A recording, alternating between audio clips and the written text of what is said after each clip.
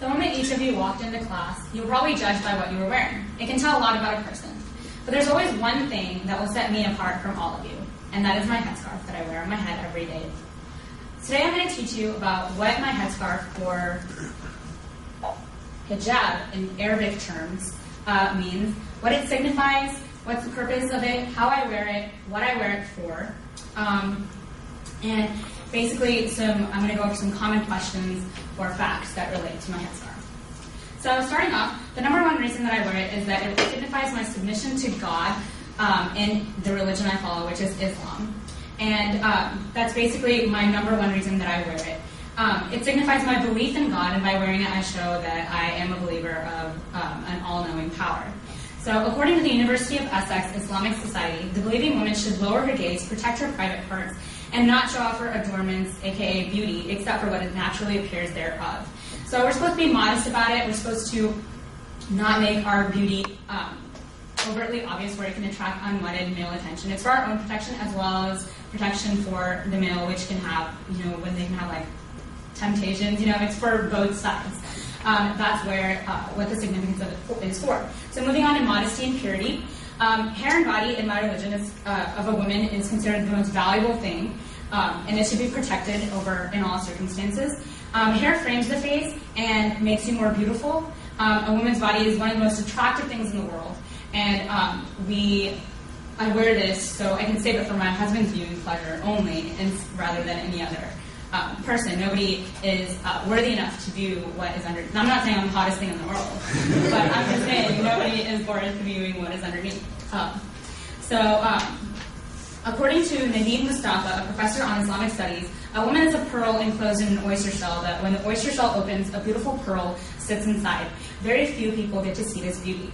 So it's comparing basically a woman to that of the beauty of the pearl that lies inside the oyster shell. And another aspect to my headscarf is that it highlights my personality. Rather than what I'm wearing or how my hair is done, you can judge me by what is straight in front of you, and that is my personality, and that is also what my headscarf signifies.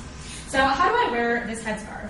Well, the basic rules and regulations, according to the Hijab.com, a site where Islamic scholars come together, a sister must cover all of her body except her face and hands. The covering of the hair, neck, and shoulders should be achieved by the headscarf itself, and then the rest should be achieved by wearing, loose and not too tight clothing, opaque, not anything translucent or transparent or anything. Basically modest. Overall, you're not supposed to show, your assets or whatever. And you should look nice and presentable, fashionable at all times, because you're representing a whole, religion, so you should look nice. And basically, hijabs can be bought anywhere.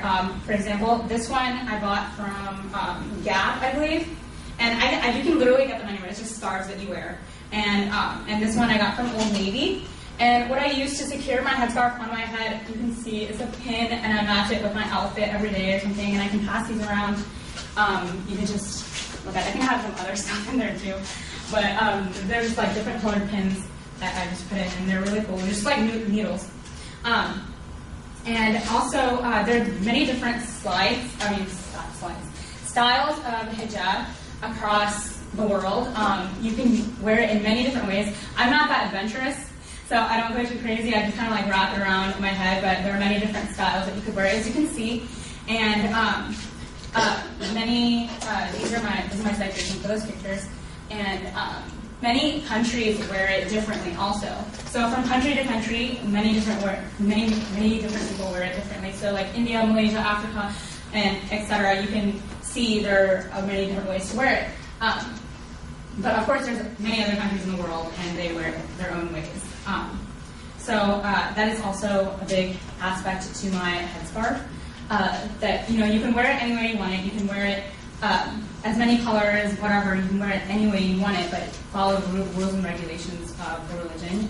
Achieve modesty and still look nice. It's basically you're trying to adhere to the rules of modesty and purity overall. So let's move on. Oh, and these are my citations for all the pictures that I got online. Okay, so let's move on to common questions and facts in relation to my headscarf. The percentage of hijab wearers, according to a study done on December 24, 2010 by IndiaStudyChannel.com, 88% of all women in the world cover. All Muslim women in the world cover. And in the US alone, 51% of all Muslim women cover. So basically this is saying that 51% of all Muslim women, I think it's lower in the US just because, of the culture here. People are trying to fit in, as well as 9/11, that's a huge factor where probably people let go of that. So let's move on to the questions that I usually get on a daily basis. Aren't you hot in there? That's a question that I get a lot during the summer. Actually, no, I'm not, because if you guys have ever seen Aladdin, or any desert situation, usually people wear like long clothing, when you're like sitting on the camel or whatever, and it basically protects you from the heat. And if you think about it, if you're wearing tank tops and shorts, you're still sweating. The heat isn't decreasing for you in any way. And I'm in the same boat for you. So, as you. So it doesn't really make a difference. Do you have hair under there? Is a question that I get frequently. I'm like, yes, I do have hair under here. That's why I'm covering it. So do you ever take that thing off? Yes, I do take it off when I'm at home, when I'm around family, because they grew up with me and I don't need to wear it in front of them. My immediate family, or if I'm with a bunch of girlfriends, I will take it off and it'll be fine. And are you forced to wear it? No, I'm not forced to wear it. It was actually my personal choice. My mom doesn't even wear one, or my sister. It was my personal choice, and I loved what it stood for, so that's why I started wearing it. What age should you start wearing it? You should start wearing it as soon as you hit puberty, when you start becoming a woman, when you could get potential, harmful gazes from men, that's when you should wear it for your own protection. And that's just the general law. Usually women wear it when they're older, or they're younger, or whatever works. I kind of wore it when I became older. I wore it at 17. And right now I'm 19, so I've been wearing it for like 2 years now. So wrapping it up, the headscarf is a solid part of my identity, and it's who I am as a person. It reflects my beliefs and purposes in life, and by putting it on every day, I feel a sense of strength and power that I'm going against the norm, and that I'm showing off what I believe in. And through this speech, I was hoping you would kind of get an understanding to what the headscarf means. There's a lot of people that you'll see walking in the streets. Next time you see one, you can be like, oh my gosh, you're so cool. I know a girl that wore one. She was awesome.